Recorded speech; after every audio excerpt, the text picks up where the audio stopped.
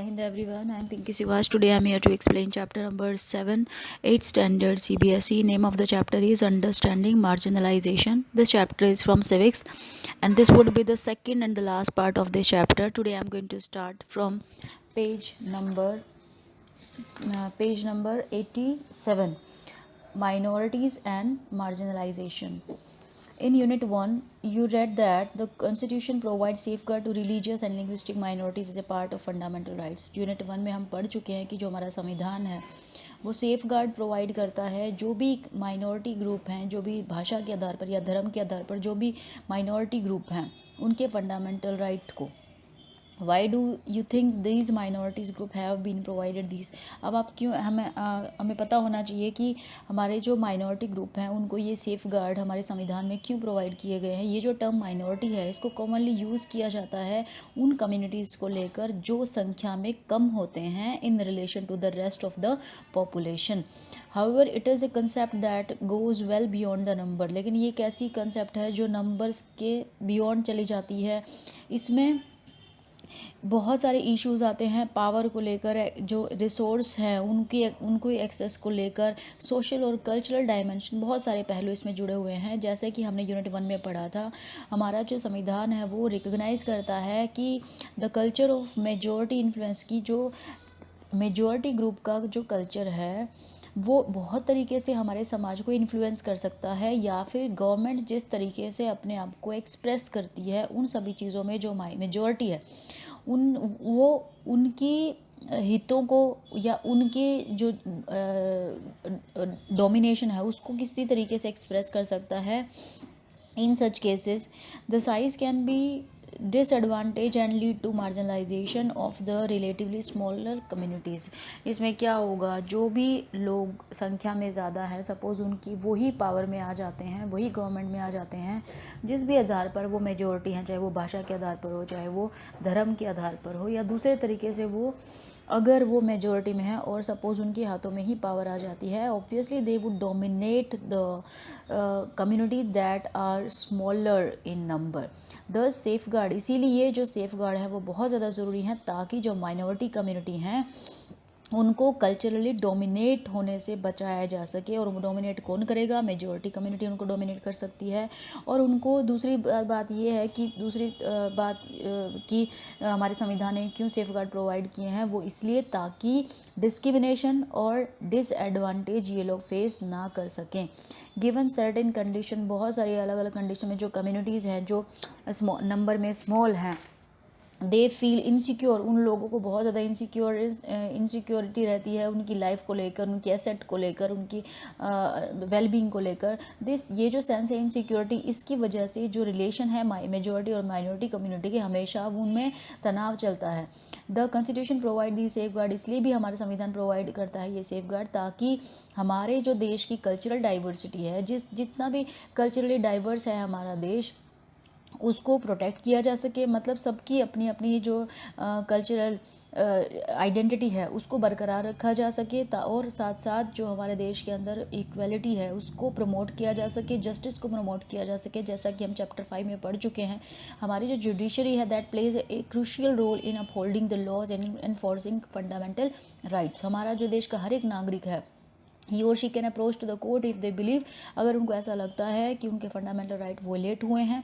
Now Muslim and marginalisation, दूसरी पहली community हमने जो पढ़ी है वो है आदिवासी ग्रुप. दूसरी जो मार्जिनलाइज कम्युनिटी है दैट इज़ मुस्लिम. हमारे 2011 के सेंसस के मुताबिक जो भारत में मुस्लिम लोगों का परसेंटेज है टोटल पॉपुलेशन में वो है 14.2%. इसीलिए अब इनको कंसिडर किया गया है मार्जिनलाइज कम्युनिटी इंडिया में, क्योंकि जो दूसरी कम्युनिटीज़ हैं उनके कंपैरिजन में इन लोगों को बहुत सारे बेनिफिट से डिप्राइव रखा गया है, चाहे वो और उनकी जो हमारे देश की जो सोशो इकोनॉमिक डेवलपमेंट है उसमें इन लोग जो है उनकी भागीदारी बहुत ही कम रही है, ये उससे डिप्राइव रहे हैं. द डाटा, यहाँ पर 3 टेबल दी गई हैं जिसमें अलग अलग सिचुएशन इंडिकेट करती हैं कि जो मुस्लिम कम्युनिटी है उनको बेसिक कम्युनिटीज़ जो हैं, जैसे पक्का घर है, इलेक्ट्रिसिटी है, टैप वाटर है, ये सारी सुख सुविधाएं इनको दूसरी कम्युनिटीज़ के मुकाबले में सबसे कम मिली हैं. उसके साथ साथ लिटरेसी लेवल जो सेकंड टेबल दिखा रहा है कि लिटरेसी लेवल जो है मुस्लिम लोगों का सबसे कम है। तीसरी जो टेबल है वो ये दिखा रही है कि पब्लिक एम्प्लॉयमेंट के मामले में जो मुस्लिम लोगों का परसेंटेज है वो कितना कम रहा है। अब ये सारी बातों के होते हुए recognising that Muslim in India were lagging, कि भारत में जो मुस्लिम है वो कितना पीछे रह गए हैं, जितने भी डेवलपमेंट इंडिकेटर्स होते हैं उनको देखते हुए जो गवर्नमेंट है उन्होंने एक हाई लेवल कमेटी को सेटअप किया 2005 में, और इसके चेयरपर्सन थे राजेंद्र साचर। ये जो कम्युनिटी इसने एग्जामिन किया सोशल, इकोनॉमिकल, एजुकेशनल स्टेटस, ये जो मुस्लिम कम्युनिटी था इनका। रिपोर्ट डिस्कस इन डिटेल, ये जो रिपोर्ट थी इसमें पूरे डिटेल में डिस्कस किया गया मार्जिनलाइजेशन ऑफ दिस कम्युनिटी, कि किस तरीके से ये जो कम्युनिटी है इसको हम मार्जिनलाइज कंसिडर करते हैं। और ये कमेटी ये भी सजेस्ट करती है कि ऑन द रेंज ऑफ कि social, economic, educational indicators of the situation of Muslim community is comparable to that of the other marginalize community like scheduled caste, scheduled tribe. For example कि जो दूसरी जितने भी marginalize community हैं, SC ST है, उनके comparison में ये जो मुस्लिम समुदाय है ये भी कितना ज़्यादा पीछे है हर एक स्फेयर में। उसके साथ साथ एग्जाम्पल के लिए अकॉर्डिंग टू द रिपोर्ट, इस रिपोर्ट के मुताबिक जो एवरेज ईयर होता है स्कूलिंग के, जो एवरेज ईयर होते हैं मुस्लिम बच्चों के 7 से 16 साल के, इनकी जो स्कूलिंग में ये जो लोग हैं ये बहुत ज़्यादा पीछे हैं। इनका जो एवरेज है इतने 7 से 16 साल के बच्चों का जो भी स्कूल ज्वाइन करते हैं बच्चे, वो एवरेज इन लोगों का बहुत ही कम है दैन जितने भी दूसरे सोशल रिलीजियस कम्युनिटीज़ हैं उनके कंपैरिजन में। इकोनॉमिक और सोशल मार्जिनलाइज जो है एक्सपीरियंस बाय मुस्लिम हैज़, इसके ये जो इकोनॉमिक लेवल पर और सोशली इन लोगों जो मार्जिनलाइज किया गया है इसके दूसरे पहलू भी हैं, जैसे कि दूसरी माइनॉरिटी ग्रुप है मुस्लिम लोगों के जो कस्टम है, रीति रिवाज है, प्रैक्टिसेस हैं, वो थोड़े अलग हैं जो मेन स्ट्रीम में मीन्स जो कॉमनली जो ज़्यादा लोगों की जो रीति रिवाज होते हैं, रहन सहन होता है, उससे बहुत ज़्यादा अलग है। इनके जैसा मुस्लिम लोगों का बिल्कुल अलग है। मुस्लिम जो है दे में वियर बुर्का, वो बुर्का पहनते हैं, उनकी लंबी दाढ़ी होती है, वो फेस पहनते हैं, इससे इनको पहचाना जाता है। सिर्फ इन बातों को लेकर they tend to be identified differently and some people think they are not like rest of us, और इससे बहुत सारे लोग इनको अपने से अलग मानते हैं, जिसकी वजह से ये एक एक्सक्यूज़ हो जाता है to treat them unfairly and discriminate against them, और उनके साथ भेदभाव करने का एक एक्सक्यूज़ हो जाता है ये। The social marginalization of Muslim in some instances has led to them migrating, ये जो social marginalization है इन लोगों का, जिसकी वजह से जो मुस्लिम कम्युनिटीज़ हैं वो कई बार माइग्रेट कर जाती हैं ऐसी जगहों से जहाँ पर ये हमेशा रहते हैं, often leading to the ghettoization of the community, जिसकी वजह से ये लोग, गैथोडाइजेशन का मतलब होता है ये कम्युनिटी, कुछ कम्युनिटी के लोग जो अपना ही अलग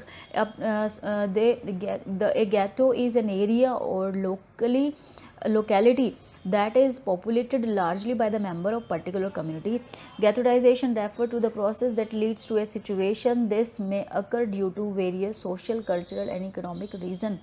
यहाँ पर कुछ लोग, कुछ एक ऐसे समुदाय के लोग जो अलग रहना शुरू कर देते हैं, अपना ही एक लोकल एरिया में रहना शुरू कर देते हैं, और वहाँ पर उन लोगों को डर होता है कि जो दूसरी मेजॉरिटी कम्युनिटी के लोग हैं वो कभी भी उनके साथ दंगा कर सकते हैं, हिंसा कर सकते हैं, जिसकी वजह से ये लोग प्रेफर करते हैं कि वो एक साथ मिलकर एकजुट होकर रहें। Sometimes this prejudice leads to हेटेड एंड वायलेंस, कई बार ये जो एक नकारात्मक एक देखने का एक नज़रिया जो होता है, जिसकी वजह से लोगों के बीच में बहुत ज़्यादा नफ़रत और वायलेंस भी क्रिएट होती है। ये जो अबव सेक्शन है इस चैप्टर का, हमने यहाँ पर देखा कि किस तरीके से जो मुस्लिम कम्युनिटी है, there is a link. Muslim community के जितना भी हमने केस स्टडी पढ़ा है उससे हमें ये पता चलता है कि एक लिंक है इकोनॉमिक और सोशल मार्जिनलाइजेशन के बीच में। अर्लियर हमने इस शुरुआत में इस चैप्टर में हमने पढ़ा था आदिवासी लोगों के बारे में, और उसके साथ साथ जो हमने ये भी पढ़ा है क्लास 7th में कि unequal status of women in India, Bharat में जो औरतें हैं उनको भी अनइक्वल ट्रीटमेंट किया जाता है उनके साथ। The experiences of all these group points to the fact that marginalization is a complex phenomena. ये जितने भी एक्सपीरियंस हमने पढ़े हैं इससे हमें ये पता चलता है कि जो मार्जिनलाइजेशन है ये एक कॉम्प्लेक्स फेनोमेना है, बहुत ही जटिल प्रक्रिया है जिससे निपटने के लिए हमको बहुत सारी स्ट्रेटजीज़, बहुत सारे मेजर्स अपनाने होंगे, बहुत सारे सेफगार्ड अपनाने होंगे ताकि इस सिचुएशन से हम पार पा सकें। हम सभी लोगों का एक अहम भूमिका है कि हम जितने भी लोग हैं उन सबके राइट्स को प्रोटेक्ट करें, जो भी संविधान में डिफ़ाइन किए गए हैं, जितने भी कानून बनाए जाते हैं, जो पॉलिसीज़ बनाई जाती हैं, frame to realise these rights, ये सारे जो पॉलिसी प्रोग्राम बनाए जाते हैं वो इन सारे राइट्स को प्रोटेक्ट करने के लिए और इनको सबको रियलाइज़ कराने के लिए बनाए जाते हैं। इनके बिना we will never be able to protect the diversity. इन सब के बिना हमारा जो देश है वो एक जो डाइवर्स कंट्री है उसकी जो पहचान है उसको बनाए रखना बहुत ही ज़्यादा मुश्किल होगा। And commitment to promote equality for all, और हम सबको, हमारे जो देश है उसमें उसकी जो कमिटमेंट है कि वो प्रमोट करता है इक्वलिटी को, उसको बरकरार रखना बहुत ज़्यादा ज़रूरी है। That's it in this video.